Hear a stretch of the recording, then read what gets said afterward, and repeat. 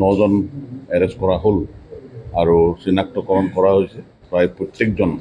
মই আগতেও কৈছোঁ যে যিখিনি প্ৰকৃত জুবিনৰ অনুৰাগী তেওঁলোকৰ কোনো ইয়াতে চিন্তা কৰিবলগীয়া একো নাই, কিন্তু জুবিনৰ অনুৰাগী বুলি সুযোগ লৈ যিখিনি দুষ্ট চক্ৰই অপকৰ্ম কৰিলে চিনাক্ত কৰা হ'ল। এজন এজনকৈ আমি চিনাক্ত কৰিছোঁ আৰু অতি শীঘ্ৰে তেওঁলোক জেইল হাজতলৈ প্ৰেৰণ কৰা হ'ব।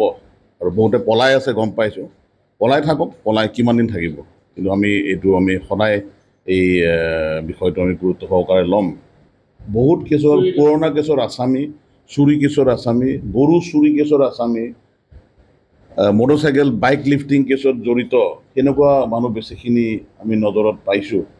আৰু মই যিটো কৈছোঁ যে এটা পক্ষ আছিল প্লেনিং বুলি মানে এটা যিহেতু এটা বাতাবৰণ আছিলে, তেওঁলোকে সুযোগ ল'লে এই বাতাবৰণটো যে কৰি পেলাই হয়তো অস্থিৰ কৰিব পাৰে নেকি, তেওঁলোকতো সফল নহ'ল।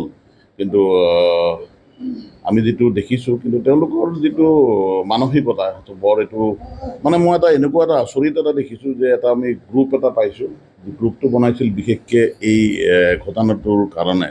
যেতিয়া তেওঁলোকে গম পালে যে আপোনালোকৰ প্ৰেছৰ যোগেদিয়ে কিছুমান বস্তু গম পালে, যে যেতিয়া সেই কনভয়টো আহি আছিলে, এইটো লাইভত দেখাই আছিলে যে অমুক জেগা পালে পৰ্যায়ক্ৰমে, গতিকে তেওঁলোকে কিছু সময় 3 ঘণ্টামান যিহেতু গুৱাহাটীৰ পৰা আহিবলৈ সময় পালে, সেই সময়ছোৱাত তেওঁলোকে প্লেনিং এটা নকৰা নহয়।